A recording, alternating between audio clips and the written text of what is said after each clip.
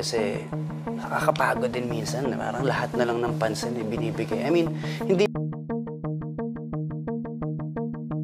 Mainit na pinag-uusapan ngayon ang new girlfriend ng sikat na aktor na si Daniel Padilla. Kasabay ng balita sa pag-move on nito sa breakup nila ni Catherine Bernardo. Usap-usapan ngayon sa mundo ng showbiz ang rich girl na girlfriend ng aktor.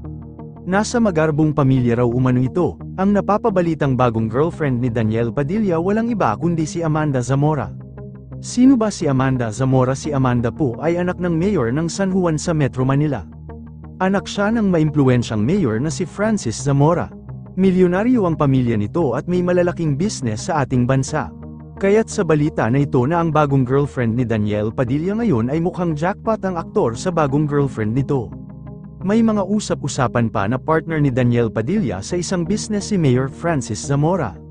Kaya't kung totoo na ito na ang bagong girlfriend ni DJ ay wala naman kaso dahil matinong babae naman ito.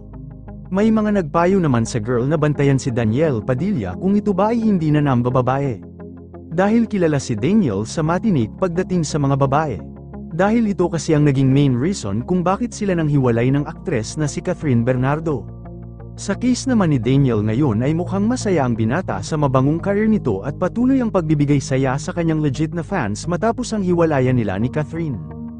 Blind item muna tayo mga ka-showbiz, isang sikat na aktor ang magiging ama na ngayong 2024. Take note binata ang aktor na ito kaya't mukhang magugulintang ang buong showbiz kung sakaling aaminin niya na magkakaroon na siya ng anak. Wala pang kumpirmasyon sa aktor sa balitang magkakaroon na siya ng anak. Ngunit inaasahan raw ng madaming nakasubaybay dito na aaminin niya na magkakaroon na siya ng anak. Hiling pa raw ng aktor na ito na sana raw ay lalaki ang lumabas sa sinapupunan ng babae na ina ng kanyang pinagbubuntis. Yun lamang po, ano sa tingin nyo, bagay po ba si Daniel Padilla at ang nalilink na bagong girlfriend nito na si Amanda Zamora? Comment mo sa ibaba. Huwag kakalimutan i-like ang video na ito. Maraming salamat po sa panunood.